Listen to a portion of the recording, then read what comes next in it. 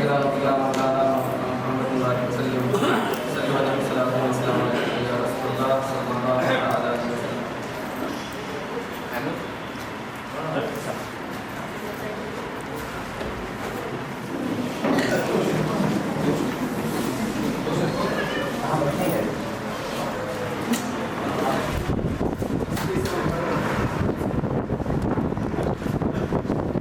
آپ لوگ بیٹھے رہے اپنی جگہوں پہ برائے کر بیٹھ رہے ہیں.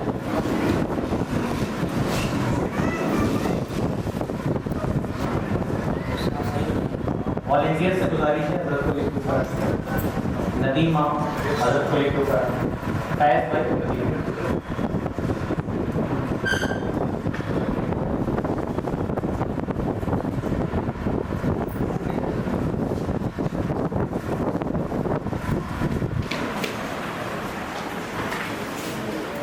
اور میں گزارش کروں گا مفتی اختر صاحب اور مفتی اظہر صاحب سے بھی کہ ان کو لے کے اوپر آئے حضرت کے استقبال کے لیے.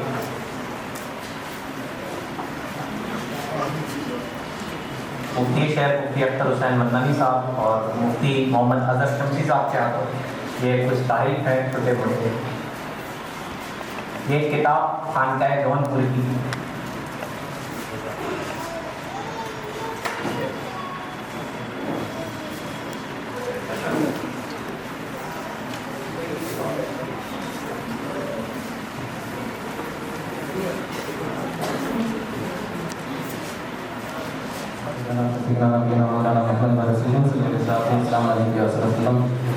کلام حضرت کے تین اشعار آپ کی سماعتوں کے حوالے کرتا ہوں. نازل فرمائیں.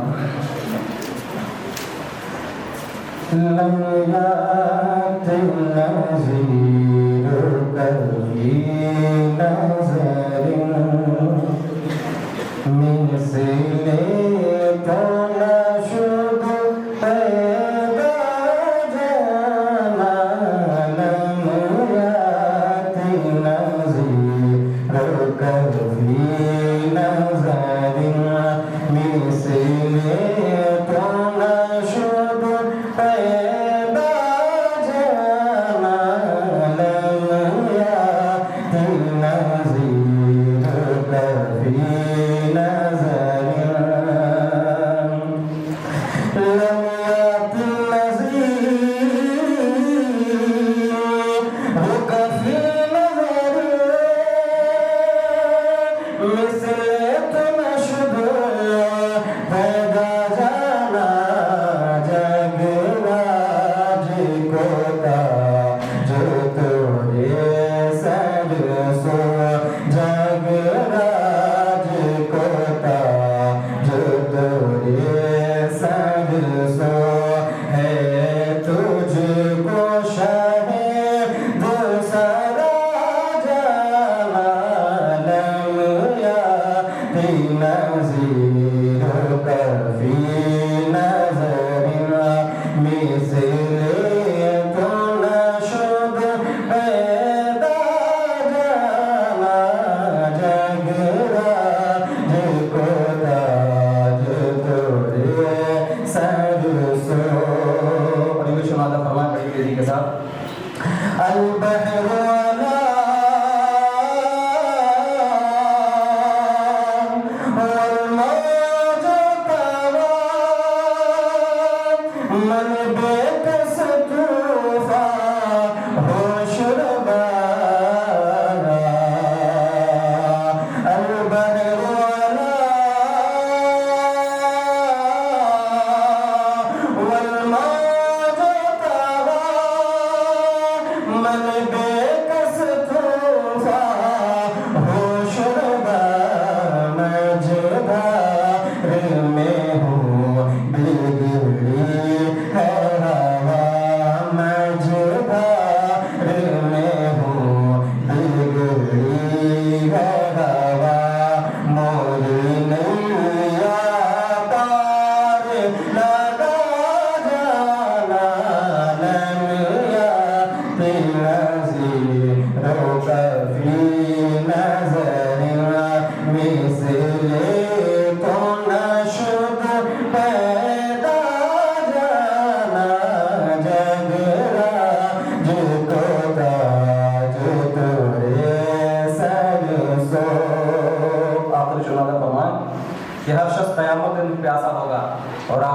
वसल्लम से जामे को से फिराएंगे। आला हज़रत में अशार में क्या फरमाते हैं, मुलाज़ा फरमाएं।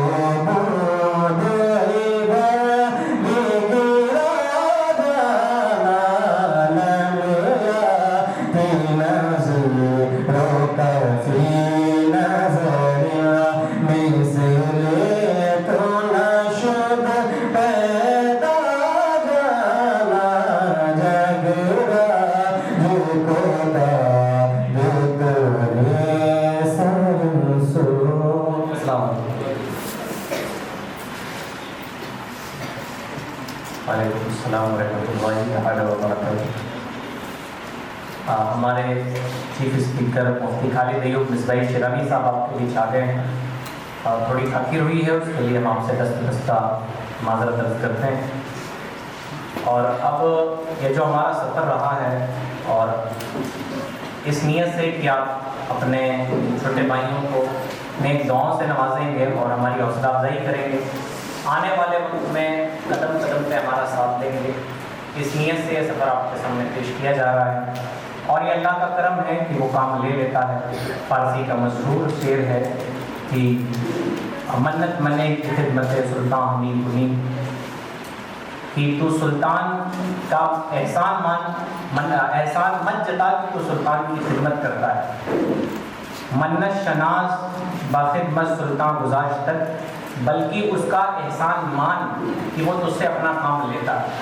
तो क्या हमारे लिए कोई गुरूर की बात नहीं है, लेकिन ये अल्लाह का फजल है कि वो हम जैसे ना अहलों से अपने दिन का काम ले लेता है। तो ये हमारे सफ़र की कुछ हल्कियाँ हैं जो आपको स्क्रीन पे नज़र आएंगी। मैं गुजारिश करूँगा और मैं इकराम और अपने गेस्ट से भी, ये सफ़र दरअसल सीरत कंपटीशन से शुरू हुआ था। इसके बारे में कर दीजिए।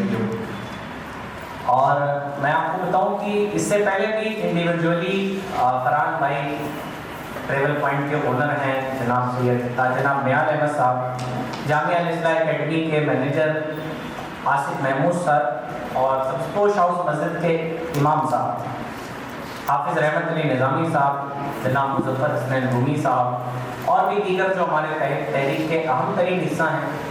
असल में इनका जहन पहले से काम धाम वाला था और शुरू से इनफरादी तौर पर इंडिविजुअली ये लोग काम करते थे। अपने अपने तौर पे इन लोगों ने काम किया है, सबीलें बांटना, पाठशालाएँ करना, दरख्तों के नीचे एक दिन की वर्कशॉप करना। लेकिन ये अल-कलम एसोसिएशन के बैनर तले जो पहला काम हुआ है वो सीरतुन्नबी कंपटीशन का हुआ। सीरतुन्नबी सल्लल्लाहु तआला अलैहि वसल्लम कंपटीशन रबीउल नूर शरीफ में मुनक़िद हुआ था। उससे पहले तकरीबन 2 महीना बहुत ज़मीनी सतह पर इसकी तैयारियाँ की गई थी। आप वीडियो में देख रहे होंगे कि हम लोगों ने मुख्तलिफ स्कूल कॉलेजेस में जाके बच्चों की तैयारियाँ भी कराई थी, उनके फॉर्म सबमिट करना, उन्हें फॉर्म देना, दीगर तमाम चीज़ें, फिर उनकी तैयारियाँ कराना ताकि सीरत के जो एथिक्स हैं, सीरत लिखने के जो बारीकियाँ हैं वो जान जाएँ और उससे कोई ख़ता ना हो। तो इसलिए मुख्तलिफ क्लासेस भी चले कुछ स्कूलों में, और स्कूल के सारे प्रिंसिपल्स ने, टीचर्स ने हमारा बहुत सपोर्ट किया है। जो यहाँ मौजूद हैं हम उनका भी शुक्रिया अदा करते हैं। जो किसी वजह से नहीं आ पाए हम उनके भी मशहूर हैं। आप सबकी मोहब्बतें रही, और इसी इदारे में और प्रिंसिपल साहब की ज़बानी किए MSI इंटर कॉलेज किए का ये तारीखी कंपटीशन था। यहाँ की कैपेसिटी ही 900 से 1200-1300 के बीच है, लेकिन उस दिन मेरे ख्याल से 1900 के करीब बच्चे यहाँ पे प्रेजेंट थे, और ये इस हॉल में भी बच्चों ने बैठ के नबी पाक सल्लल्लाहु अलैहि वसल्लम की सीरत लिखी। और आप यकीन जानें कि स्टेजों से महज तोहमत लगा देना कि कौम जाहिल है, ये काफ़ी नहीं। بلکہ آپ وہ کاپیاں پڑھیں. اگر کسی کو سیرت پہ کوئی تحقیق کرنی ہو تو وہ ہم لوگوں سے آ کے اس کے لیے میٹر کانٹینٹ لے سکتا ہے. کمال کی چیزیں بچیوں نے لکھی ہے, ہمارے بچوں نے لکھی ہے, اور کیسے لوگ جنہیں ہم سماج میں ہم بہت سی گریڈ کے لوگ سمجھتے ہیں, یعنی موٹر میکینکس نے لکھا ہے, کمال لکھا ہے نا, کوئی وہ پھل بیچتا ہے, کوئی گاڑی بناتا ہے, اس نے اردو میں لکھا ہے اور کمال اردو لکھی ہے اس نے. اور ہم سمجھتے ہیں کہ اردو لکھنے بولنے والے ہی لوگ نہیں ہیں. حقیقت میں اردو کو بڑے بے وفا لوگ ملے ہیں, اردو کو لے کے تھوڑی جاب اپرچونیٹیز کم ہوئی ہیں, اس وجہ سے یہ لوگ باہر نہیں آ پائے, اور یہ ایسے ہی مختلف کونوں میں لگے ہوئے ہیں جس کی وجہ سے یہ ابھر کے سامنے نہیں آتے. بہرحال سیرت کمپٹیشن کی کاپیاں پڑھنے کے بعد ہماری اپنے خود تک رہ گئی تھی. یہ وہی ہال ہے جس میں آپ بیٹھے ہوئے تھے, بچیاں اس میں بیٹھ کے کاپیاں لکھ رہی تھیں, اور اللہ کا شکر تھا کہ یہ سارے کام انسانی طاقت کی بنیادوں پہ نہیں ہو سکتے. اللہ تعالیٰ نے ہم جیسے حکیم فقیر لاحق لوگوں سے اس طرح کے کام لے لیے. اس کے بعد کمپٹیشن کے بعد اس کے رزلٹ کا دن تھا آئیڈیل میرج ہاؤس میں, جہاں صرف ہم ٹاپ 50 بچوں کو ہی بلا سکتے. بہت ساری اٹکلیں لگ رہی تھی کہ اس میں 500 لوگ آ جائیں گے, 100 آ جائیں گے, لیکن اتنے زیادہ بچے تھے کہ ہم آئیڈیل میرج ہاؤس میں ان کو بلا نہیں سکتے. اور آئیڈیل میرج ہاؤس والوں کا بھی بہت شکریہ, اور تمام لوگ جنہوں نے اس میں ساتھ دیا ہمارا. اس دن سید فضل اللہ چشتی صاحب جو جامعہ احمدیہ یونیورسٹی کے پروفیسر ہیں, ان کا ایک جامعہ خطاب بھی ہوا تھا, آپ سب میں سے اکثر نے اس میں شرکت کی. اس کے بعد سیرت رزلٹ کے بعد ایک میٹنگ ہوئی کہ ہم اسے ون ٹائم ایونٹ نہیں بنا سکتے. 1500 سالہ جشن عید میلاد النبی ہم نے منایا ہے, سیرت النبی کمپٹیشن کرایا ہے, لیکن اسے ون ٹائم ایونٹ بنانا کسی طرح سے درست نہیں ہے. تو اس کے بعد ہم لوگوں نے یہ درس حدیث کا سلسلہ شروع کیا تھا, اور درس حدیث میں 40 حدیثیں مختلف اہم ترین ٹاپکس پہ جو اس زمانے کی ضرورت ہے اسے اکٹھا کیا گیا تھا. درس ٹاپک یہ اس حدیث کے عنوان ہیں, ابھی آپ دیکھ رہے تھے اسکرین پہ, اور جن لوگوں نے پڑھا ہے ان کے پاس فرسٹ پیج پہ وہ عنوان ہوں گے بھی. تو ہم لوگوں نے اس کے بعد درس حدیث شروع کیا 3 مراکز پر. خواتین اسلام کے لیے خواتین اسلام یہ ٹاپکس ہیں, آئیے حدیث پڑھیں. اس کے مختلف ٹاپکس ہیں, ماں باپ کے حقوق, بچوں کے حقوق, بیوی کے حقوق, دوسروں تک دین پہنچانا, کمائی دمائی صفائی, یہ ساری چیزیں. ٹھیک ہے, آپ کنٹینیو. تو یہ سارے ٹاپکس پر حدیثیں پڑھائی گئی. اور اس کے بعد آج یہ حدیث پاک کا لاسٹ سیشن ہے جس میں مفتی شہر اختر صاحب, اور یہ کلاس کی ویڈیو ہے. جس طرح سے کلاس کرائی جاتی تھی ایسا نہیں تھا کہ وہ محفل ہوتی تھی کہ لوگ بے ڈھنگے بیٹھے ہوئے ہیں, بلکہ وہ باقاعدہ بینچ وغیرہ لگی ہوتی تھی, بچے بوڑھے اور ہر ایج کے لوگ بیٹھتے تھے, اور ایک عجیب ہی ماحول تھا. بہت سارے لوگوں نے اس پہ بہت محنتیں بھی کی. ہمارے پاس کالس آتے تھے ہماری ماؤں بہنوں کے کہ ہم نے کچھ حدیثیں یاد کر لی ہے, کچھ ہم اردو میں یاد کرنا چاہتے ہیں, ہندی میں کرنا چاہتے ہیں, ہم یہ کر سکتے کہ نہیں کر سکتے. تو بڑا ہمارا حوصلہ بڑھتا تھا اس سے. اسی بیچ رومی بھائی کے مشورے پہ درود باکس بنوایا کہ ہم 1,50,00,000 درود باکس درود پڑھنے کی جو ہے وہ کوشش کریں گے. تو ہم نے اپنے مراکز پر درود باکس رکھے تینوں جگہ, اور کہا یہ کہ جب آپ ہفتے میں ایک دن آئیے تو اس میں پرچی لکھ کے ڈال دیجیے. انہیں بتایا کہ کیلکولیشن کہ ہر نماز کے بعد آپ کو 100 بار درود پاک پڑھنا ہے. اس طرح سے انشاءاللہ رمضان کے بعد تک 1,50,00,000 درود شریف ہو جائے گے. لیکن بچیوں کو یہ بھی ٹارگیٹ دیا گیا کہ آپ درود باکس بنائیے. بچیوں نے درود باکس بنایا, اور نہایت خوبصورت درود باکس انہوں نے بنائے. اور آج آپ کو بعض مسلمان جو ہم سے جڑے ہوئے ہیں ان کے گھروں میں بھی درود باکس نظر آئیں گے. تو درود باکس کیا جس کو درود باکس بنوایا گیا. اور کل چونکہ آصف محمود بھائی کے صاحبزادے کی طبیعت سخت علیل ہے, اس وجہ سے جامعہ اصلاح اکیڈمی کا درود باکس نہیں گنا جا سکا. اور پھر سبکوش ہاؤس مسجد کا, مکتب کا بھی سارے لوگ تھوڑے سے پریشان تھے ذہنی طور پر, ذہنی الجھنوں میں تھے. انشاءاللہ رمضان بعد جو اوپن بک کمپٹیشن ہوگا اس میں ہم اس کی تعداد آپ کو بتائیں گے. نیئر اباؤٹ میرے خیال سے 50 لاکھ کے قریب درود پاک ہو گئے, اور ہمیں امید ہے کہ آپ درود پاک پڑھ رہی ہوں گی, اسے اپنے زندگی کا معمول بنائیں. اسی کے ساتھ ساتھ ہم نے بچوں کے لیے ایک خاص سیشن رکھا تھا مسجد اور قبرستان کی حاضری کا, جہاں مدرسے اور اسکول میں پڑھنے والے بچوں کو, مکتب اور اسکول میں پڑھنے والے بچوں کو ہم لے کے گئے تھے مزارات کہ مزارات اولیاء پہ حاضری کیسے دے گی, ہے نا. صرف ڈنڈے مارنے سے تو کچھ ہوتا نہیں ہے کہ لوگ سجدے کرتے ہیں, چومتے ہیں.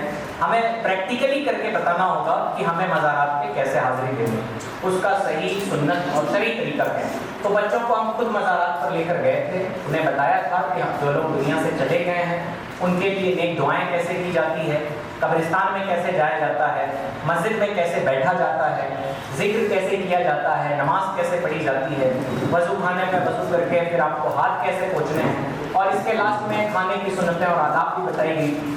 تو یہ بچوں کے لیے خاص سیشن تھا جس میں انہیں مسجد اور قبرستان اور مزار وزٹ کرائی گئی۔ اس کے بعد مسلمانوں میں بہت ساری برائیاں ہیں اور ہمارے پروگرامز اکثر مسجد میں ہوتے ہیں، اور مسجد میں اکثر ہماری قوم تو یہ کہہ کے بچ جاتی کہ ہم ناپاک ہیں، آنی نہیں، تو ہم لوگ نکڑ سبائیں کرتے تھے، یعنی نکڑ جاتے تھے محلوں میں جہاں لوگ چائے پی رہے ہوتے ہیں، جہاں بھیڑ بھاڑ ہوتی تھی۔ محرم کی یہ ہے سب کچھ، اور ہم نے ایک پوسٹر پردرشنی بھی لگائی تھی جس کا نام رکھا تھا ہمارے ہیں حسین۔ آپ کو یہ پیچھے دکھ رہا ہے جو یہ ہاتھ سے لکھے ہوئے پوسٹر ہیں، جو یہ بچی بیٹھی ہوئی ہے شفا خاتون، میرے خیال سے والنٹیئر ہے، اور وہ پنیل میں پڑھتی ہے اور فرسٹ ایئر میں ہے اور مدرسے میں بھی عالمیت کا کورس کرتی ہے۔ اس بچی نے ہاتھ سے لکھا تھا ان پوسٹرز کو ہمارے ہیں حسین، اور لوگوں کو بتایا گیا تھا کہ محرم میں یہ ڈھول تاشے باجے گاجے اور جو بری رسومات ہیں ان سے دور رہنا چاہیے، محرم میں کیا کرنا چاہیے، نکڑ جا کے امام صاحب نے لکھ دیا تھا۔ آپ کو معلوم ہے کہ اس ادارے میں بھی ایک سالانہ سیرت کا جلسہ ہوتا ہے اور پردرشنی لگتی ہے، دینی تعلیمی نمائش، تو بچوں کو وہاں کا بھی وزٹ کرایا گیا تھا اور بتایا گیا تھا کہ اب تو بچے آتے ہیں نمائش میں تو صرف فوٹو کھینچ کے چلے جاتے ہیں، تو ہم نے کوشش یہ کی تھی کہ ہماری تحریک کے ذریعے بچوں کو بتایا جائے، وہاں جو پوسٹرز لگے ہوتے ہیں ہمارے بچے انہیں پڑھیں، اپنی تاریخ کے بارے میں جانیں، اپنے بارے میں جانیں کہ ہمارے اسلاف کی کیا قربانیاں رہی ہیں۔ تو M S I inter college کا یہ سالانہ جلسہ ہوتا ہے اور یہاں فزکس لیب میں پردرشنی بھی لگتی ہے جسے دینی تعلیمی نمائش کہا جاتا ہے، تو یہ اس نمائش کا وزٹ۔ اس کے بعد حدیث کا پڑھانے کا سلسلہ جب ختم ہوا تو ہمارے پاس 6 ہفتے بچے تھے رمضان آنے میں، تو ہم لوگوں نے 5 ہفتوں تک یہ ویکلی کلاسز جو سنڈے چلتے تھے، ایک بک ہے بزرگوں کے عقیدے جو نیچے اسٹال پہ لگی ہوئی ہے، اور ہمیں بہت ضروری ہے کہ ہم اپنے بڑوں کا عقیدہ جانیں۔ ہم روز نماز میں دعا کرتے ہیں اللہ مجھے ہمیں ان کا راستہ چلا جن پہ تو نے انعام کیا، نہ ان کا جن پر تیرا غضب ہو۔ تو ہمیں جاننا چاہیے کہ ہمارے بزرگوں کا عقیدہ کیا تھا، ان کا نظریہ کیا تھا۔ آج سب سے بڑی لڑائی اگر دنیا میں چھڑی ہوئی ہے تو وہ نظریاتی جنگ ہے۔ آپ دیکھیں وہ ایتھزم ہو یا دنیا کی دوسری طاقتیں ہوں، وہ بس یہی چاہتی ہیں کہ ہمارے نوجوانوں کے ایمان عقیدے خراب کر دیے جائیں۔ تو یہ بزرگوں کے عقیدے ایک کتاب ہے مفتی جلال الدین صاحب کی، اور اس کے باقاعدہ 5 سیشن چلے ہیں جس میں ہمارے مرد حضرات اور ہماری اسلامی مائیں بہنیں شریک ہوئی ہیں مختلف چیپٹرز کے، اور ہماری ماؤں بہنوں نے یہ تکمیل حدیث کا یہ ویڈیو ہے۔ اس کے بعد میرے خیال سے درس عقائد والا سیشن یہ رہا جس میں امام صاحب نے تقریباً 150 کے قریب کینڈیڈیٹس اس میں شریک رہے، اور 5 ہفتوں میں انہوں نے یہ کتاب مکمل کی ہے، اور انشاءاللہ رمضان بھر میں انہیں موقع دیا ہے۔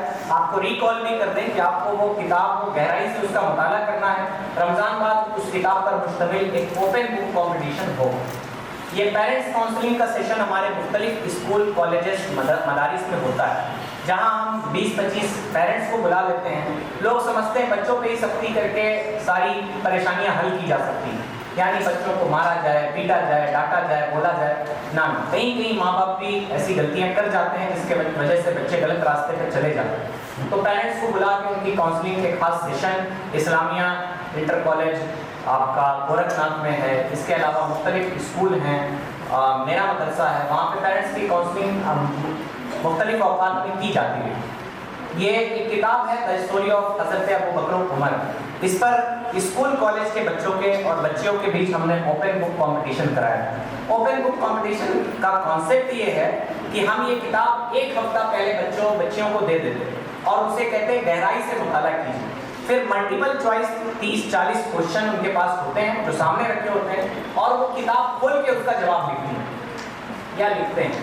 اوپن بک کمپٹیشن مختلف اسکولوں میں ہوا، بچوں نے بچیوں نے اس سے بہت فائدہ اٹھایا، اور ان کا بہت نیا تجربہ تھا کہ کتاب کھول کے لکھنا یہ کیسا ہوتا ہے۔ یورپین کنٹریز میں بعض جگہوں پہ ایسا ہوتا ہے، میرے خیال سے CBSE نے بھی ایک بار اسے آزمایا۔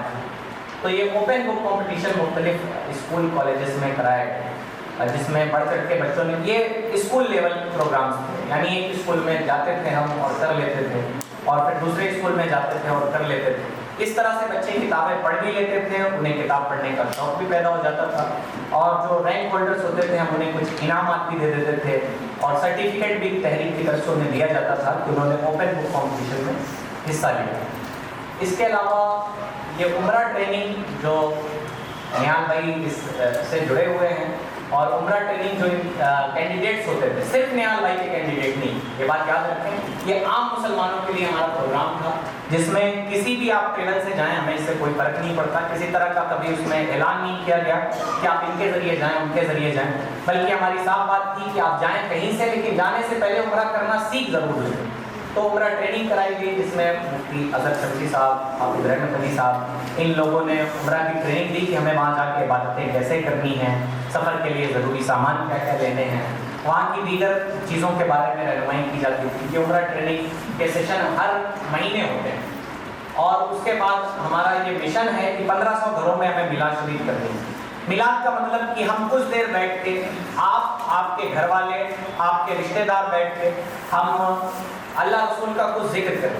یہ بات آپ کے اوپر کلیئر ہونی چاہیے کہ اس میلاد میں کوئی ظاہری اہتمام نہیں کیا جاتا ہے، نہ کوئی نذرانہ، نہ کوئی شکرانہ، نہ کھانا پانی ناشتہ، کچھ نہیں، بلکہ نیال بھائی کے ذمہ ہے وہ شرنی اور ناشتہ وغیرہ لے کے آتے ہیں، ہے نا، پانی کی بوٹل ہم اپنی لے کے چلتے ہیں۔ آپ اپنے گھر میں بلائیے، اپنا بیڈ روم ہو، آپ کا ڈرائنگ روم ہو، اس میں اپنے گھر والوں کے ساتھ، فیملی کے ساتھ، اگر پڑوسی دو چار آپ بلا سکتے ہیں آپ کی وسعت کے مطابق، آپ ایک کوئی چٹائی بچھا دیں، چادر بچھا دیں، اور بیٹھ کے ہم اللہ رسول کا ذکر کریں، اور اس میں کوئی ظاہری اہتمام نہیں ہوتا، کوئی خرچہ نہیں ہوتا۔ تو آج اسٹیج سے ہم گزارش بھی کر رہے ہیں کہ آپ اپنے گھروں میں محفل میلاد کرائیں۔ پہلے یہ فیصلہ کیا گیا تھا کہ رمضان مبارک میں محفل میلاد نہیں ہوگی، لیکن آپ رابطہ کریں گے تو انشاءاللہ میوچل انڈرسٹینڈنگ سے ہم میلاد شریف کریں گے۔ یعنی صبح کے وقت امام صاحب 15 رمضان تک تھوڑے بزی ہیں، ان کو تراویح کی تیاریاں کرنی ہیں، تو 15 رمضان تک ممکن ہے وہ شریک نہ ہو، اگر کرم فرما دیے تو ان کی نوازش ہے۔ 15 کے بعد انشاءاللہ امام صاحب بھی رہیں گے، اور صبح کے وقت کر لیں گے، چونکہ مدرسہ بند ہوتا ہے رمضان میں، تو مدرسے جانا نہیں ہوتا، تو صبح کے وقت کر لیں گے، شام، اور پھر روزہ بھی رہیں گے تو آپ سے کہنا بھی نہیں پڑے گا کہ کھانا پانی مت کھلائیں، تو یہ ہمارے لیے بڑی آسانی ہو جائے گی۔ تو یہ ہم لوگوں نے کیا تھا گھر گھر میلاد، اور یہ مشن چل رہا ہے، تقریباً 70 پلس 71 گھروں میں میلاد شریف ہو چکی ہے۔ آپ اپنے گھروں میں بھی میلاد کرائیں، ہمارے کسی بھی والنٹیئر سے آپ سمپرک کریں گے، انشاءاللہ تعالیٰ آپ کے گھر میں میلاد کی ہو جائے گی۔ اس سے پہلے اس ویڈیو میں ایک چیز نہیں ہے کہ کچھ خدمات بھی کی گئی مخلوق کی آپ کے تعاون سے۔ یہ اعلان کیا گیا تھا کہ آپ اپنے پرانے کپڑے، یعنی جو گرم آپ کے پرانے کپڑے، وہ آپ جو یوز نہیں کرتے، 3 آپ کے پاس سویٹر ہے، 4 ہے، تو آپ ایک یوز نہیں کرتے تو آپ اسے دے دیں۔ آپ نے ہمارے مراکز پر اس کا اس میں شریک نہیں کیا گیا ہے ویڈیو کسی مصلحت کے تحت، آپ نے ہمارے مراکز پر، ہماری ماؤں بہنوں نے بڑی کثیر تعداد میں اپنے کپڑے پہنچائے ہم تک، اور ہماری تحریک کے لوگ جب میلاد کرنے ہم لوگ نکلتے تھے تو جھولے میں وہ لٹکا ہوتا ہے نا۔ اس کے علاوہ بھی فرحان بھائی، رومی بھائی، رحمت بھائی، نہال بھائی اور باقی کچھ بچے، ان لوگوں نے کافی مدد کی بانٹنے میں، کہ ہم جاتے تھے کوئی مونگپھلی والا، رکشے والا، آپ یقین مانیں کہ ان کے لیے اتنی بڑی شدید ٹھنڈ میں وہ ایک ایک شرٹ پہن کے یہ سب کام کر رہے ہو، تو مخلوق کا بھی ہمیں خیال رکھنا تھا بہت زیادہ، تو بہت کچھ تو ہم کر نہیں پائے، ہماری جتنی وسعت تھی ہم لوگوں نے کوشش کی کہ لوگوں کی مدد کی جائے آپ کے تعاون سے، اور پرانا کپڑا دینے میں کسی کو دقت نہیں ہوئی، سارے طبقے کے لوگوں نے، سارے اسٹینڈرڈ کے لوگوں نے اس میں شرکت کی، اور بڑے پیمانے پہ لوگوں کی مدد کی گئی، دعائیں آپ کو بھی حاصل ہوئی، ہمیں بھی حاصل ہوئی۔ یہ ہمارا لاسٹ عید میلاد النبی کا سیشن تھا۔ عید میلاد النبی میں یہ ہوا کہ بہت سارے جلوس نکلتے ہیں، اور یقین جانیں کہ اب ہم عید میلاد النبی کے جلوس کو بھی وہ محرم جیسا جلوس بنا رہے ہیں، اور میں اپنے ذمہ داران قوم جو یہاں بیٹھے ہیں ان سے بھی بتانا چاہوں گا کہ یہ رحمت بھائی امام صاحب ہیں، ان کو تھانے تک بلایا گیا، انہوں نے کہا بچوں سے کہ تم ڈھول تاشا مت بجاؤ، شانتی سے نکال لو اور میں نکلوا دیتا ہوں، تو ان کی شکایت کی گئی پولیس تھانے میں، ان کو تھانے تک بلایا گیا، اور مسلمان لوگوں نے، اور بلکہ یوں کہ ان کے پیچھے نماز پڑھنے والے لوگوں نے ان کے ساتھ یہ سب کچھ کیا۔ پھر ہم نے یہ عزم کیا کہ ہم ایسے عید میلاد النبی نہیں منائیں گے، بلکہ ہم اپنے علاقے کے لوگوں کے گھر گھر ہم لوگوں نے وہ کیا کہتے ہیں مٹھائی اور کچھ تبرکات تھے اور کتابیں بھی ہم نے منگائی رسائل گھوسی سے اور یہاں گورکھپور سے، اور ہر گھر میں جا کے نوک کرتے تھے، عید میلاد النبی مبارک کہتے تھے اور انہیں شیرنی اور کتابیں وغیرہ دے دیتے تھے۔ ہمارے بچے چھوٹے چھوٹے ہمارے ساتھ تھے جو درود پاک پڑھتے ہوئے ہم لوگ جاتے تھے، بالآخر مسجد میں بیٹھ کے دعا خوانی ہوئی، بچوں کو عید میلاد النبی کے بارے میں بتایا گیا، انہیں کنوینس کیا گیا کہ آپ کو اس دن کوئی برا کام نہیں کرنا ہے، آپ کچھ مت کیجیے، اپنے کسی رشتہ دار کے گھر چلے جائیے کہ آج عیدوں کی عید ہے، آپ مٹھائی لے کے پھل لے کے چلے جائیے اپنے رشتہ داروں کے گھر۔ تو یہ کام کیا گیا۔ اس کے علاوہ مختلف مقامات پہ ماہانہ اجتماعات ہمارے ہوتے ہیں، ہم اس میں شرکت کی بھی آپ سے اپیل کرتے ہیں۔ غازی روضہ مسجد میں ہر مہینے کی 1 تاریخ، وہ کوئی بھی دن رہے، غازی روضہ مسجد میں ابھی حال ہی میں 2 مہینوں سے مفتی اختر حسین صاحب اللہ کی سرپرستی میں یہ پروگرام شروع ہوا ہے۔ اس کے علاوہ ہر دوسرے جمعہ کو سبزپوش ہاؤس مسجد جعفرہ بازار میں امام صاحب کے وہاں بھی ہوتا تھا، لیکن تعمیری کام کی وجہ سے ابھی چشتیہ مسجد میں وہ موقوف ہے وہ سلسلہ۔ پہلے جمعہ کو بعد نماز عصر مدینہ مسجد میں، یہ تینوں اجتماعات مرد حضرات کے لیے اور ہمارے چھوٹے بچوں کے لیے بھی ہمارا کڈس اجتماع جو جامعہ الاصلاح اکیڈمی میں ہر مہینے کے پہلے اتوار کو ہوتا ہے۔ ہر مہینے کے پہلے اتوار کو بچوں کی تربیت کے لیے کڈس اجتماع اور ان کی مختلف ٹاپکس پہ کاؤنسلنگ کی جاتی ہے، جامعہ الاصلاح اکیڈمی اورنگ آباد وہ رکھنا ہے۔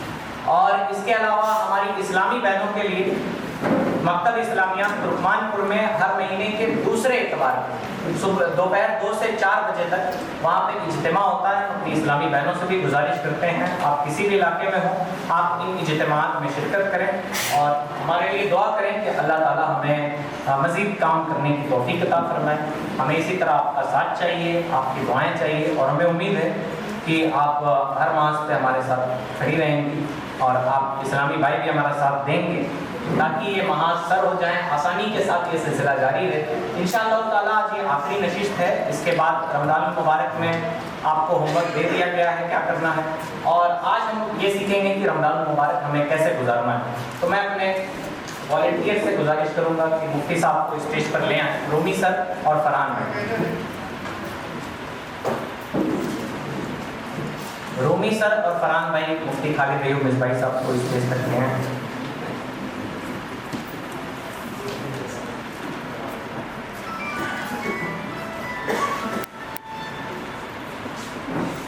بلا تاخیر جن کا آپ کو انتظار تھا، اور اس سے پہلے ایک گزارش ہماری ہے، برائے کرم موبائل فون بند کر لیں، سائلنٹ کر لیں۔ ہماری آفیشیل ریکارڈنگ ہو رہی ہے، یہ یوٹیوب پر ڈال دی جائے گی، اپنے موبائل سے آپ بنائیں گے تو آپ کو سمجھ نہیں آئے۔ سارے والنٹیئر جو ادھر ادھر ہیں سارے کرسیوں پہ آ کے بیٹھ جائیں، آگے کرسیاں خالی ہیں۔ والنٹیئرس کرسیوں پہ بیٹھے رہیں، نیچے کوئی ایک آدمی رہے سامان کی دیکھ بھال کے لیے، باقی سارے چلے آئیں۔ باقی ہمارے بہت سارے مہمان آ رہے ہیں، ہم ان کا استقبال کرتے ہیں۔ سید جواز صاحب، منا بھائی سبزپوش خاندان سے ہم آپ کا بہت استقبال کرتے ہیں، بہت شکریہ۔ رافع بھائی، اعظم بھائی، امام صاحب، آپ سب کا ہم بہت استقبال کرتے ہیں۔ جن کا نام نہیں لے سکا ان کا بھی استقبال کرتے ہیں۔ تو آپ برائے کرم خاموشی سے بیٹھیں، اپنے موبائل فونز بند کر دیں، اپنے موبائل فونز بند کر دیں، برائے کرم خاموشی کے ساتھ بیٹھیں۔ پانی آپ کے ہاتھ میں، ضرورت ہو تو اپنی جگہ پر پی لیں۔ اب بلا تاخیر والنٹیئرس برائے کرم جنہیں کام ہے وہ اپنا کام کریں، باقی جو خالی ہیں وہ آ کے بیٹھ جائیں، حضرت کا بیان سنیں۔ اب بلا تاخیر حضرت کا بیان شروع۔ السلام علیکم ورحمۃ اللہ وبرکاتہ۔ نحمده ونصلي ونسلم على رسول الكريم، اما بعد، اعوذ باللہ من الشیطان الرجیم، بسم اللہ الرحمن الرحیم۔ سبحانک لا علم لنا الا ما علمتنا انک انت العلیم الحکیم۔ قال اللہ تبارک وتعالی فی کتابہ المجید، یا ایھا الذین آمنوا کتب علیکم الصیام کما کتب علی الذین من قبلکم لعلکم تتقون۔ صدق اللہ العظیم۔ ان اللہ وملائکتہ یصلون علی النبی، یا ایھا الذین آمنوا صلوا علیہ وسلموا تسلیما۔ اللهم صل وسلم وبارک ورحم وترحم علی سیدنا وشفیعنا ونبینا وحبیبنا ومولانا محمد صلی اللہ علیہ وسلم۔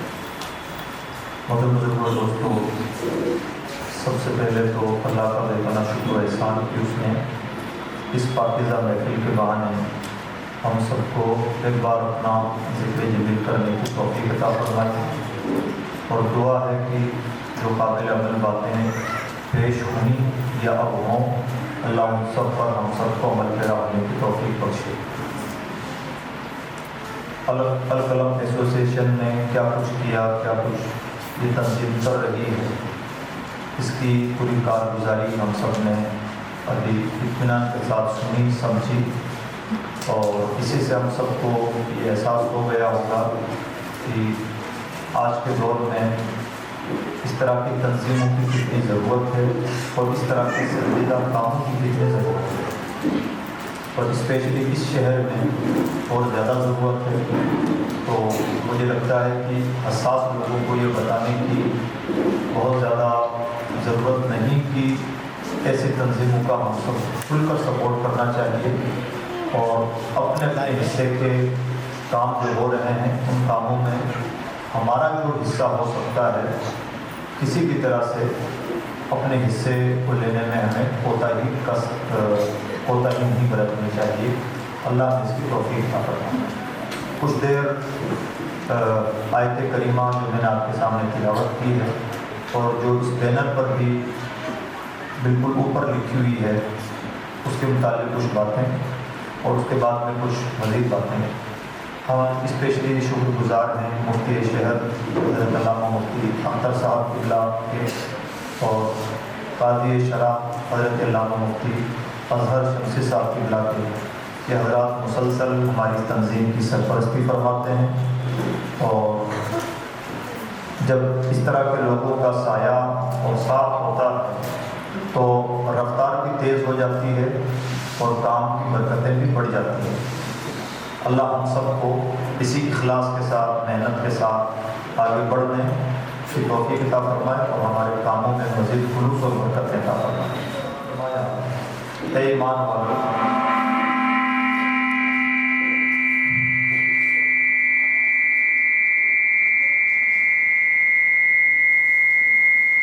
اللہ نے فرمایا کہ اے ایمان والو،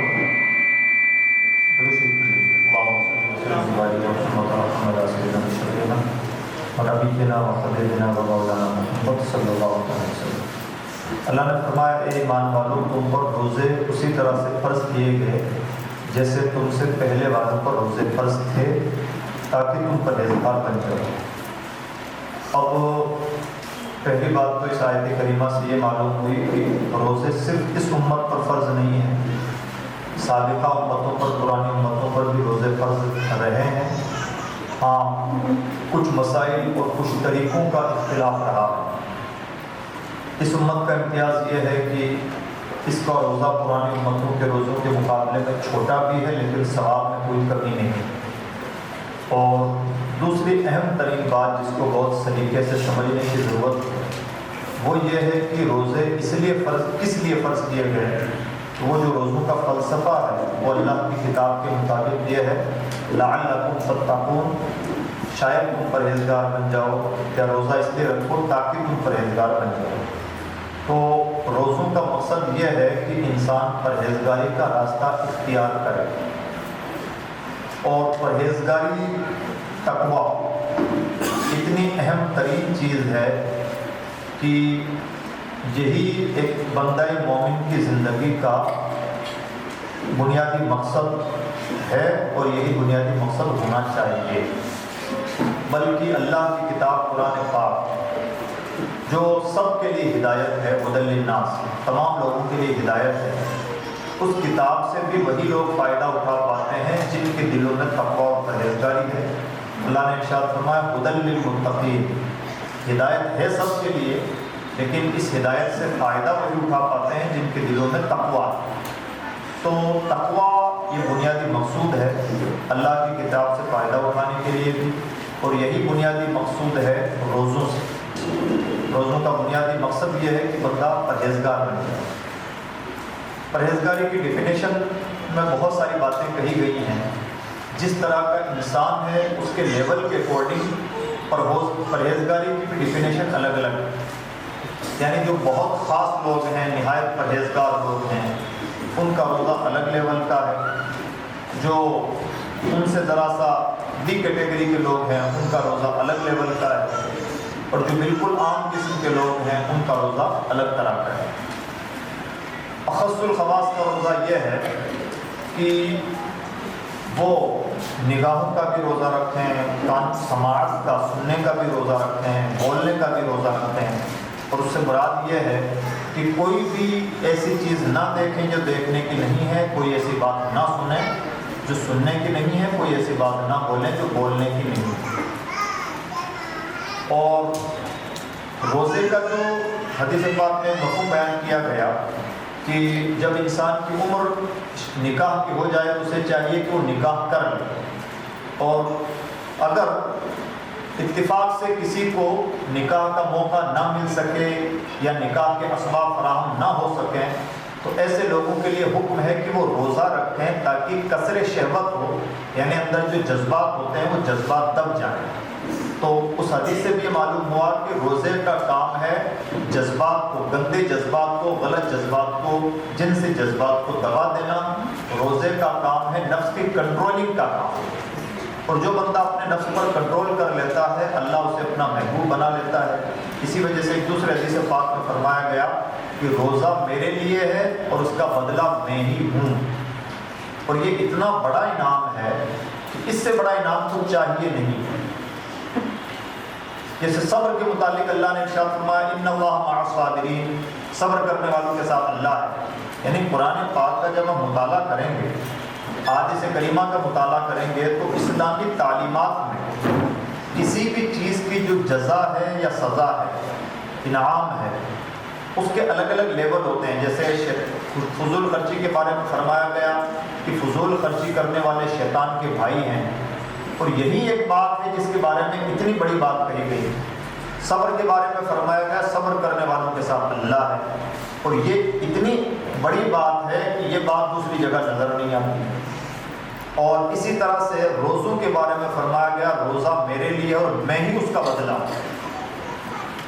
اور اسی سے ہمیں اندازہ ہوتا ہے کہ اللہ کے کلام میں تنوع کتنا ہے، کتنے ڈائنامک کتاب ہے. یہ سزائیں بیان کرتی ہے تو الگ الگ ٹائپ کی، وعیدیں بیان کرتی ہیں، عذاب بیان کرتی ہے تو الگ الگ نوعیت ہے. سب کی سزائیں الگ نوعیت کی ہیں، سب کے انعامات الگ نوعیت کے. روزے کا جو انعام ہے وہ اتنا بڑا اور اتنا گہرا انعام ہے کہ روزہ میرے لیے اور میں اس کا بدلہ ہوں. اب اگر اللہ رب العزت کسی چیز کا یہ انعام عطا فرمائے کہ میں ہی اس کا بدلہ ہوں، تو اب بندہ مومن کو کچھ نہیں چاہیے. اس سے بڑا انعام ہو ہی نہیں سکتا. یعنی ہمارے وہم و گمان سے، ہمارے تصورات سے بالا چیز ہے کہ اللہ فرما رہا ہے کہ روزہ میرے لیے اور میں اس کا بدلہ ہوں. دوسری بات، قرآن پاک نے جو ارشاد فرمایا لعلکم تتقون، روزے اس لیے فرض ہوئے ہیں تاکہ انسان پرہیزگار بن جائے. تو یہ پرہیزگاری جو چیز ہے،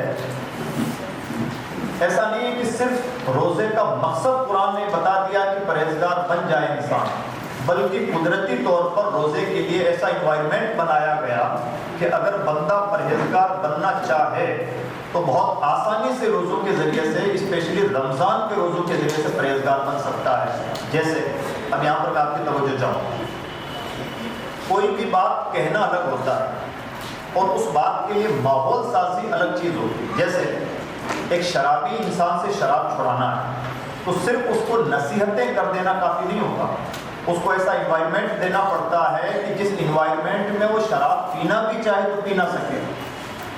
جیسے مان لیجیے اس کو جس ماحول میں وہ شراب پیتا ہے اس ماحول سے اٹھا کے دوسرے ماحول میں پہنچا دیا جائے جہاں شراب ہی نہ ملے، یا ایسے ماحول میں پہنچا دیا جائے جہاں ایسی صحبت نہ ملے جو شرابیوں کی صحبت ہو، تو اس بندے کے اندر چینجنگ کی گنجائش ہے. ایک شرابی کو نصیحتیں تو ہم کریں، لیکن ماحول شرابیوں کا ہو، شراب نوشی کا ہو، تو وہاں پر وہ شراب چھوڑ پائے یہ آسان نہیں ہے.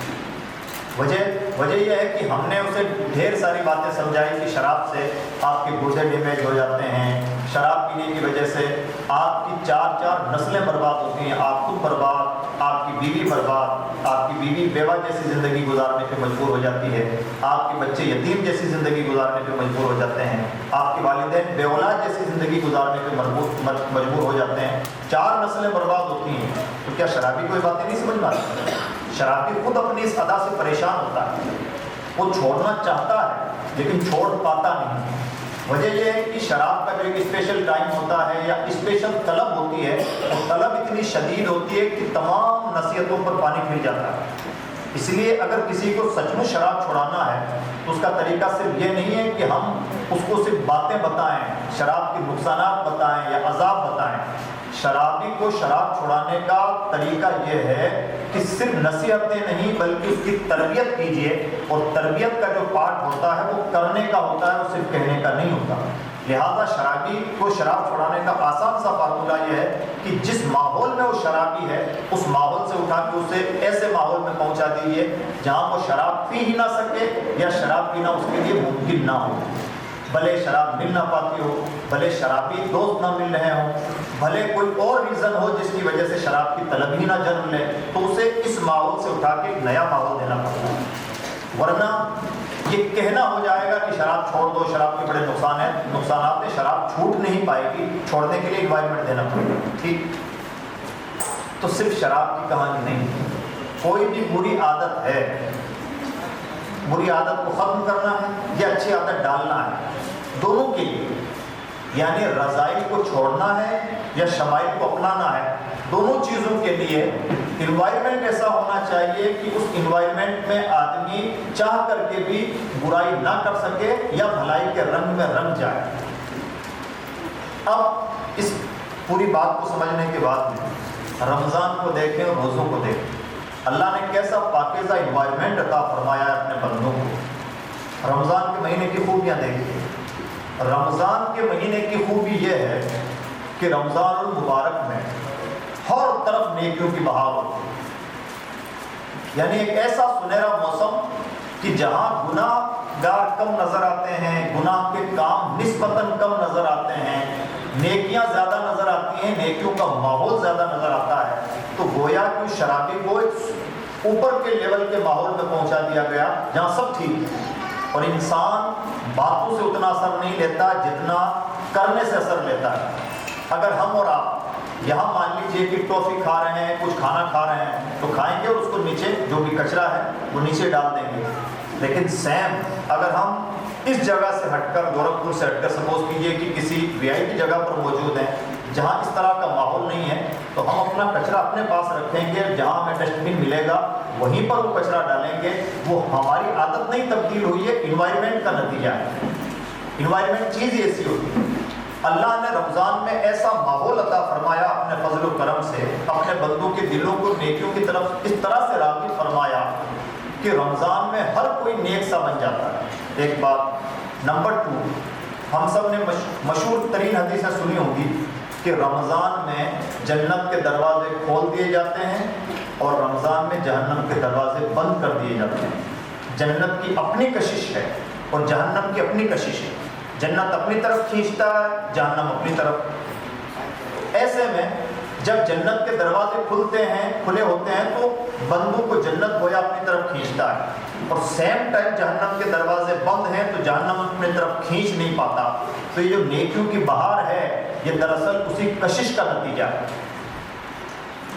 اس لیے ہر کوئی نیک بن جاتا ہے، نسبتاً نیک بن جاتا ہے، تمام نیک بنے نہ بنے، نفس کے اعتبار سے نیک بنے نہ بنے، ایک ماحول ایسا ہو جاتا ہے کہ ہر کسی کے دل میں الگ قسم کے جذبات ہوتے ہیں۔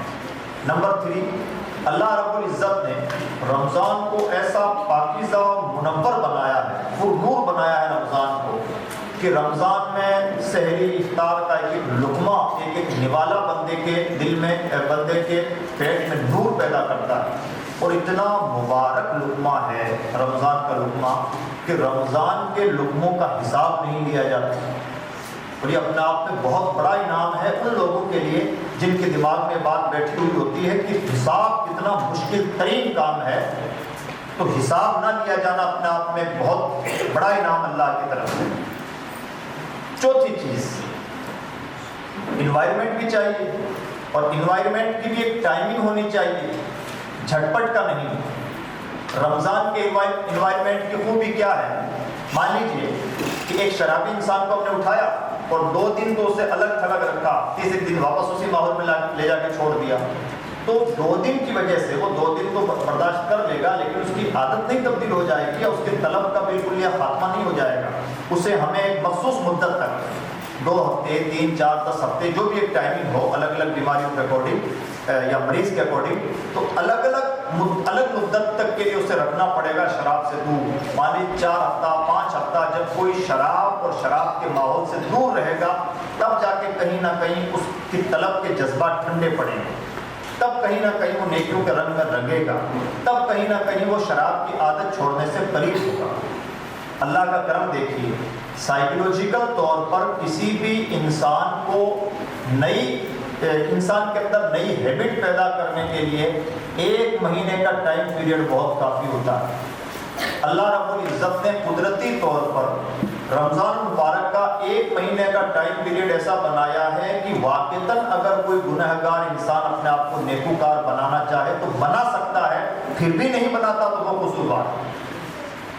1 مہینے تک اپنے ایک شرابی کو ایسے ماحول میں رکھا جہاں وہ شراب پی ہی نہیں پاتا، شراب مل ہی نہیں پائی اسے، لیکن 1 مہینے بعد میں وہی شرابی واپس اپنے گھر لوٹ کے آئے اور شراب پینے لگا.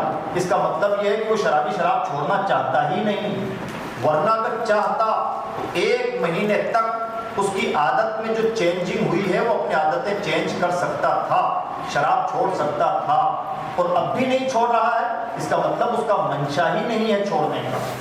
رمضان مبارک کا 1 مہینہ کوئی گزار لے اور اس کے اندر تبدیلی نہ ہو، ایسا ممکن نہیں، سائیکولوجیکل طور پر بھی ممکن نہیں. انسان کی طبیعت کو اللہ نے بنایا ایسا ہے کہ 1 مہینے کے اندر طبیعت نہیں، ظاہر بھی بدل جاتا ہے، ہمارے ناخن بدل جاتے ہیں، ہمارے بال بدل جاتے ہیں، ہمیں نظر نہیں آتا، لیکن جسم کی حیت بدل جاتی ہے، کچھ نہ کچھ ظاہری ساخت بھی بدل جاتی ہے، تو باطنی ساخت ضرور بدلتی ہے.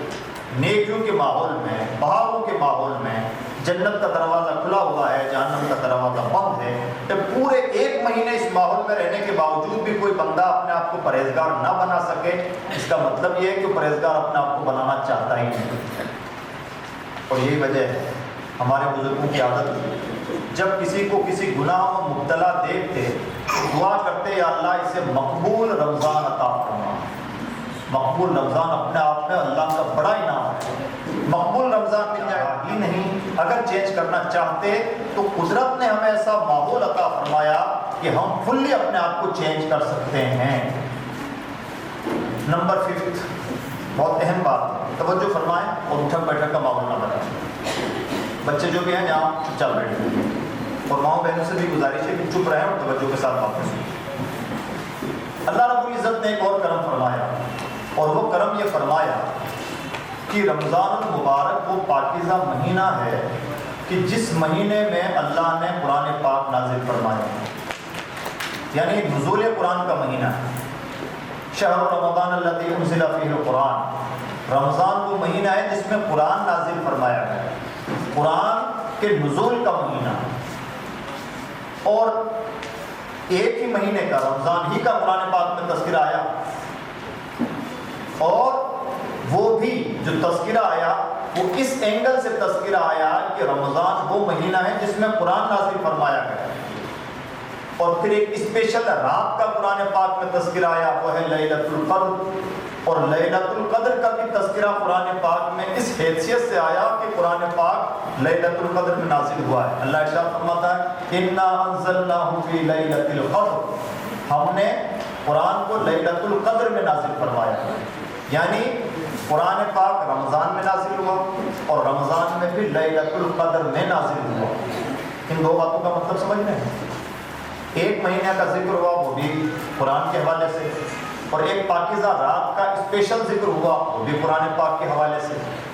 یعنی دونوں چیزوں کو قرآن پاک اللہ رب العزت نے قرآن پاک سے جوڑا ہے. رمضان کو بھی قرآن پاک سے جوڑا اور شب قدر کو بھی قرآن پاک سے جوڑا.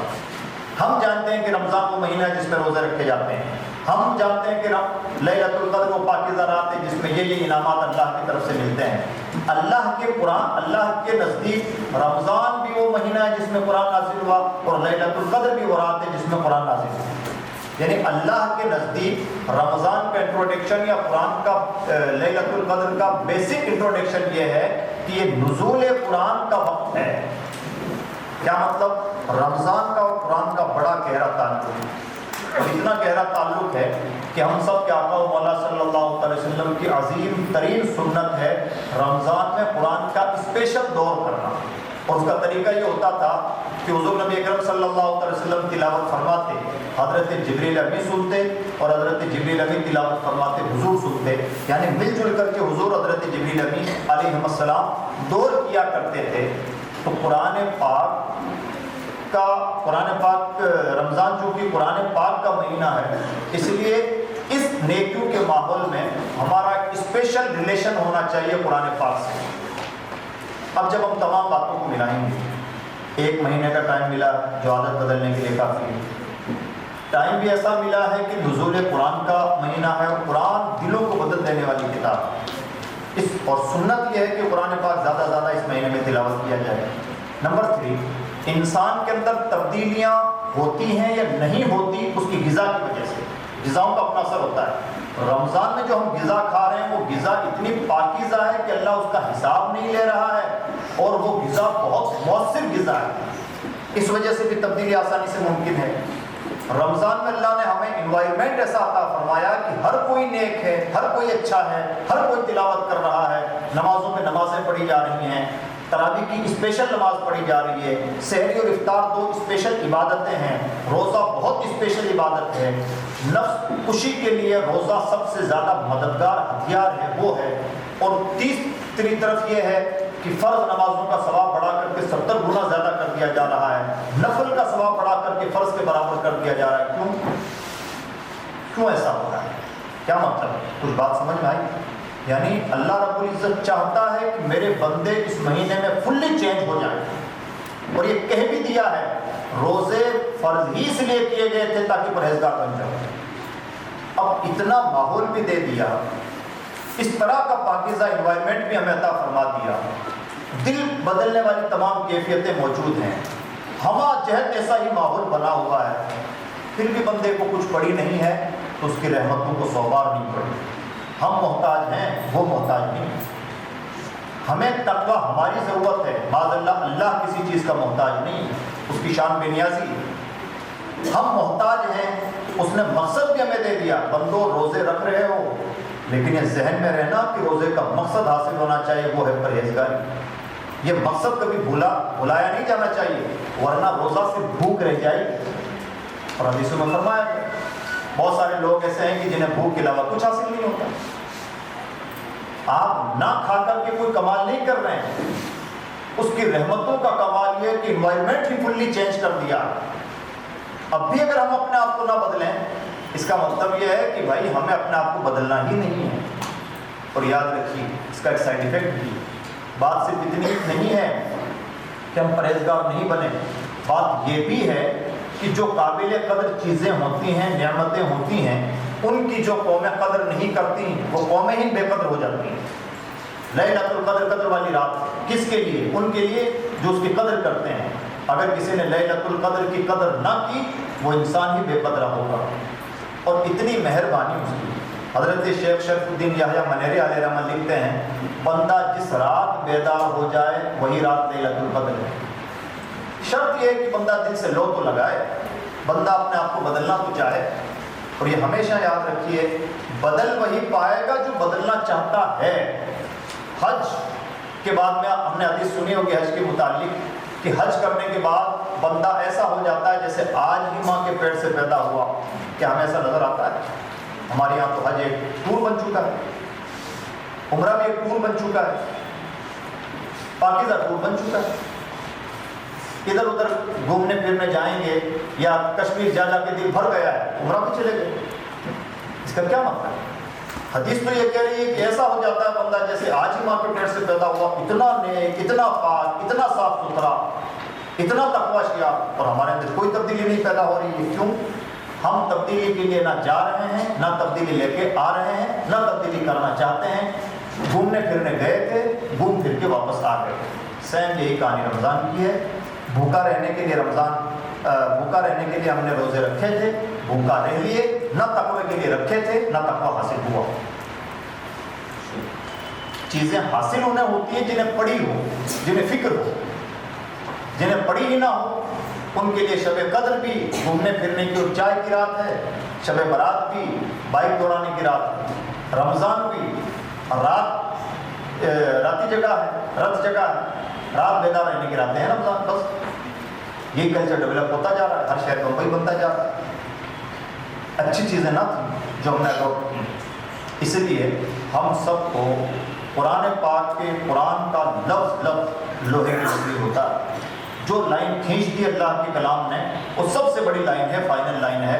جب تک ہم اتنا ڈیپلی قرآن پاک کو اتنا سیریسلی لیں گے نہیں، جب تک اس کے بتائے ہوئے فلسفوں پر اتنا غور نہیں کریں گے، بھوک پیاس اٹھا پٹک محنتوں رسمی محنتوں کے علاوہ کچھ حاصل ہونا نہیں ہے، اور ہم دیکھتے ہیں کہ نہیں ہوتا ہے۔ 5 وقت کے نمازی ہیں، نہ اخلاق بدلتا ہے، نہ دل بدلتا ہے، نہ تقویٰ پیدا ہوتا ہے، نہ زبان میں مٹھاس پیدا ہوتی ہے۔ قرآن فرماتا ہے ان الصلاۃ تنہیٰ عن الفحشاء والمنکر، نماز تمام بے حیائی بری باتوں سے روکتی ہے۔ کیا روک رہی ہے ہماری نماز؟ 2 آپشن ہے، یا تو قرآن جھوٹا یا ہم نماز ہی نہیں پڑھ رہے ہیں۔ قرآن تو جھوٹا ہو نہیں سکتا، اسی دال میں کہیں نہ کہیں کالا ہے، اور یہ ہر بار ہم سے مسٹیک ہو رہی ہے۔ کیا نماز، کیا حج، کیا روزہ، کیا زکوٰۃ، سب فارمیلٹیز ہوتی جا رہی ہیں، اس لیے کہ ہمیں کچھ پڑھی ہوئی نہیں ہے، ہم فارمل لائف گزارنے کا مزاج بنا چکے ہیں۔ اس لیے عزیز دوستو، میری بہت اسپیشل ریکویسٹ ہے کہ ہم سب کو اپنے آپ کو اس اینگل سے تبدیل کرنا چاہیے۔ میں امید کرتا ہوں کہ انشاءاللہ کوشش کریں گے کہ اس رمضان کو گزرے ہوئے رمضانوں سے ذرا الگ ٹائپ سے گزارنے کی کوشش کریں گے۔ کوئی ہمیں اپنے آپ سے ایک عہد کرنا ہو، ورنہ آپ چاہے کتنا بھی پرہیزگار بن جائیں تو کوئی پیٹ تھپتھپانے والا نہیں، اور آپ بالکل پرہیزگار نہ ہوں تو کوئی کان پکڑنے والا نہیں۔ آزادی کا زمانہ ہے، ہمیں اپنی قبر کی خود فکر ہونی چاہیے۔ اللہ ہمیں شعور اور توفیق عطا فرمائے۔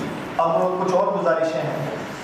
ابھی ہم نے تنظیم کی کارگزاریاں بہت تفصیل سے سنی، بہت دردمندانہ انداز سے گزارش ہے کہ ہماری ملت میں بھلے مخلص دردمند کام کے لوگ اور ملت کا بھلا سوچنے والے لوگ رہ نہیں گئے ہیں، اور جو رہ گئے ہیں ہمیں ان کی قدر کر لینی چاہیے۔ بہت پرانی بات ہے، سم تھنگ 2011 کے آس پاس ای ٹی وی ایک چینل ہوا کرتا تھا، اس کا نام چینج ہو گیا، نیوز 18 ہو گیا۔ اس نے ایک بڑا پروگرام مائنورٹیز کے لیے بلایا اور مائنورٹیز کے ایشوز ڈسکس کیے گئے تھے اس پروگرام میں۔ ملک کے نامی گرامی صحافی بھی تھے، پولیٹیشین بھی تھے، انٹلیکچوئلس بھی تھے، پبلک بھی تھی، لمبی چوڑی کہتے ہیں۔ ملک کا ایک بڑا نام اس وقت ہوا کرتا تھا سنتوش بھارتی جی، تو وہ مائنورٹیز کے مدعوں پہ لکھتے تھے، بڑے جرنلسٹ ہیں۔ انہوں نے ایک بات بتائی، آج تک وہ بات میرے دل میں گھر کی ہوئی ہے۔ انہوں نے جب ماحول دیکھا تو انہوں نے کہا، مسلمانوں اس ملک میں تمہارا بھلا چاہنے والے رہ نہیں گئے ہیں، ہم جیسے گنتی کے لوگ ہیں جو تمہاری باتیں کرتے ہیں، ہماری قدر کرو تو غنیمت ہے، ورنہ اب دور تک ایسے لوگ نظر نہیں آتے۔ بھلے انہوں نے روا روی میں بات کہی ہو، لیکن یہ بات سب سے بڑی سچائی ہے۔ ہماری پریشانی یہ ہے کہ پہلی بات تو ہم قیادتوں سے، نعمتوں سے، انعامات سے، صالح مزاج سے محروم ہو گئے ہیں ایسا لگتا ہے۔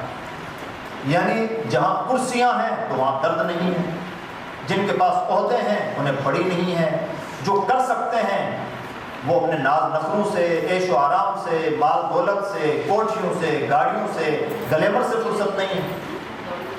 اور جو گنتی کے لوگ، فقیر قسم کے لوگ اٹھ کھڑے ہوتے ہیں، بے بساطی کے باوجود بھی گرتے پڑتے جیسا تیسا پائی پائی جھوٹا کے کوئی کام کرتے ہیں، تو قوم ان کی قدر نہیں کرتی۔ تو یہ عجب المیہ ہے۔ اور پھر ہم سب آپس میں مشورہ دیتے ہیں، فلاں کو ایسا کرنا چاہیے، ایسا ہونا چاہیے، ایسا کیا جانا چاہیے۔ سمجھ میں بھی نہیں آتا کہ ہم مشورہ دے کس کو رہے ہیں، کون مشورہ لینے والا ہے، کون مشورہ دینے والا ہے۔ ایک عجب گویا کہ بے مقصد سی زندگی گزر رہی ہے ہماری، ہم چل رہے ہیں، مسلسل چل رہے ہیں، پتہ نہیں جانا کہاں۔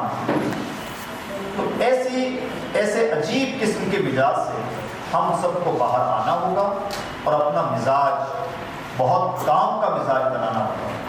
یہ دور قیامت ہے، کسی کو کسی کی نہیں پڑی نہ، اب تو دنیا کو دنیا کی نہیں پڑی، دنیا تو آخرت کی کیا پڑی ہو، دنیا کو دنیا کی نہیں پڑی۔ آپ کہاں مر رہے ہیں، کہاں جی رہے ہیں، کون پوچھتا ہے نا۔ اب تو میت میں بھی انسان اس لیے شرکت کرتا ہے کہ اگر نہ گیا تو فلاں آدمی کے والد ہیں، میرے فلاں ملنے والے کے چچا ہیں، اس لیے وہ ناراض ہو جائیں گے. تو زندہ آدمی کی ناراضی سے بچنے کے لیے آدمی میت میں جا رہا ہے، جنازوں کی فکر میں نہیں جا رہا ہے. سیم شادیوں کی کہانی ہے، ہوا کرے گا کبھی. ہوا کرتا تھا کوئی زمانہ جب لوگ کھان پان کے لیے جایا کرتے تھے، اب چہرہ دکھانے کے لیے جایا کرتے ہیں. بلکہ کھانا تو ہمارے لیے وبال جان بنتا جا رہا ہے، اس طرح سے اور اس طرح کا کیمیکل کھا رہے ہیں، اتنی غذائیں کھا رہے ہیں. کہنا یہ چاہتا ہوں، نہ خوشیاں خوشیاں رہی ہیں، نہ غم غم رہے ہیں. کسی کو کسی کی نہیں پڑی ہے، اور کسی اور کو کیا پڑی ہوگی. جب ہمیں اپنے قبر کی نہیں پڑی ہے تو دوسروں کو کیا پڑی ہوگی. اس لیے بہت غنیمت ہے کہ ہم اپنے آپ کو سمجھدار بنائیں. یہ دنیا سے میں چلتی رہے، ایک مست دنیا ہے، مست ہاتھی کی طرح ڈول رہی ہے، چل رہی ہے، پتہ نہیں ہے کہ جانا کہاں ہے. اگر ہم بھی اسی مستی کا شکار ہو گئے، ہمیں بھی پتہ نہ ہوا کہ ہمیں کہاں جانا ہے، تو میرے بھائی صرف ایک نیوز باقی رہ گئی ہے کہ فلاں صاحب کا انتقال ہو گیا. کل وہ نیوز بھی ملے گی اور کچھ نہیں ہوگا. ہمیں اپنی جان میں ایسا لگتا ہے کہ ہم نہیں ہوں گے تو پتہ نہیں کیا ہو جائے گا، اور ہم ہیں تو بہت کچھ ہے. ایسا ہے کچھ نہیں.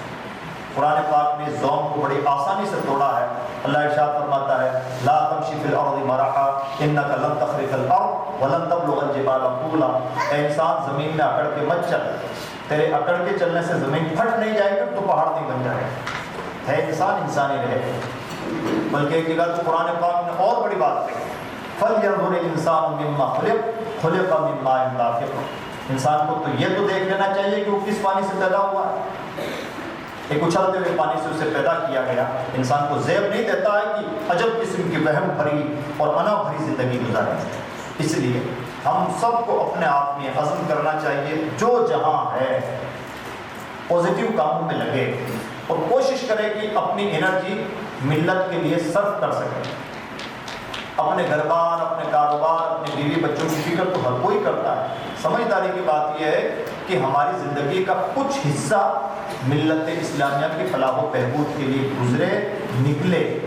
اور اگر اس دور قیامت میں جب امت ہمہ جہت آزمائشوں کا شکار ہے، اگر ہم نے امت کی بھلائی کے لیے نہ سوچا، مان کے چلیں کہ ہماری بھلائی کے لیے سوچنے والا پھر کوئی نہیں. اس لیے اس اینگل سے ہم سب کو بہت بیدار محسوس ہونا چاہیے. اگر تنظیم کے بہت سارے کام ہیں، اس کے علاوہ بھی تنظیمیں ہیں، تحریکیں ہیں، شخصیات ہیں، ادارے ہیں، جو جہاں کہیں بھی، میں بہت کامن بات عرض کر رہا ہوں، جو جہاں کہیں بھی ملت کی بھلائی کا کام کر رہا ہے، ہمارا غیر مشروط سپورٹ اسے ہونا چاہیے کہ مفتی صاحب بہت اچھا کام کر رہے ہیں، کرتے رہیے ہم آپ کے ساتھ. بس کچھ نہ کر سکیں تو کم سے کم پیٹ تھپتھپا دیں کہ کیجئے، آپ اچھا کر رہے ہیں، ہم آپ کے ساتھ.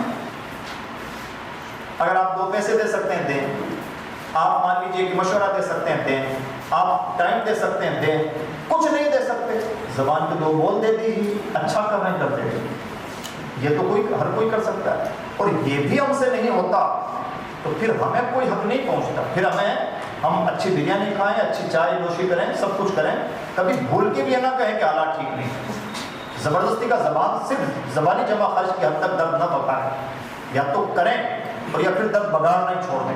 پھر یہ مان لیں کہ میں نہایت ڈھیر قسم کا اور بے مربت انسان ہوں، مجھے کوئی فرق نہیں پڑتا کہ امت ذبح ہو رہی ہے کہ زندہ ہے کہ مردہ ہے، مجھے کوئی فرق نہیں پڑتا، مجھے صرف اپنے کھان پان سے سروکار ہے.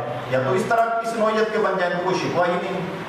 اور یا پھر درد بگاڑتے ہیں، آپ کو لگتا ہے کہ آپ کے سینے میں درد ہے، تو پھر وہ درد پریکٹیکل طور پر کسی نہ کسی حد تک نظر بھی آنا چاہیے. تو یہ کچھ گزارشیں ہیں. اب اس کے طریقے ہزار ہو سکتے ہیں. آپ کو ایجوکیشن میں انٹرسٹ ہے تو جو لوگ ایجوکیشن کا کام کر رہے ہیں اس میں سپورٹ کیجیے. آپ کو ہیلتھ میں انٹرسٹ ہے تو جو ہیلتھ کا کام کر رہے ہیں اس میں سپورٹ کیجیے. آپ کو خدمت خلق میں انٹرسٹ ہے تو جو لوگ سوشل ورکنگ کر رہے ہیں ان کا سپورٹ کیجیے. آپ کو جس میدان میں انٹرسٹ ہے کوئی نہ کوئی آدمی آپ کو مل جائے گا، اس کا سپورٹ کیجیے.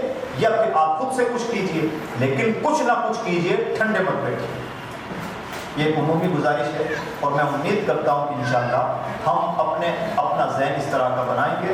اللہ رب العزت کی بارگاہ میں دعا ہے کہ پروردگار عالم ہم سب کو ذہنی، فکری، عملی طور پر، دعوتی طور پر تیار ہونے کی توفیق بخشے اور ہمارے ذہن میں کشادگی عطا فرمائے کہ ہم اپنی اپنی بساط کے مطابق جہاں رہیں ملت اسلامیہ کی صلاح و فلاح اور بہبود کے کچھ نہ کچھ کام کرتے رہیں اور کام کرنے والوں کی حوصلہ افزائی کرتے رہیں.